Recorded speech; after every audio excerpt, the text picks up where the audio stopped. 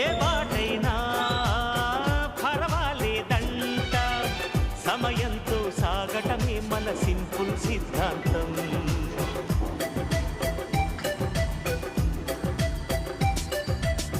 చిరుగాలికి పరిమళమిచ్చే సిరిమల్లెల వనమై ఉందాం, గగనాన్ని నేలను కలిపే హరివిల్లుల వంతెన అవుదాం. ఆనందం అంటే అర్థం మనమందా, ప్రతి పూట పాటై సాగే హుషారు సరిగమలో ఎన్నో ఎన్నో రాగాలుండే సంగీతం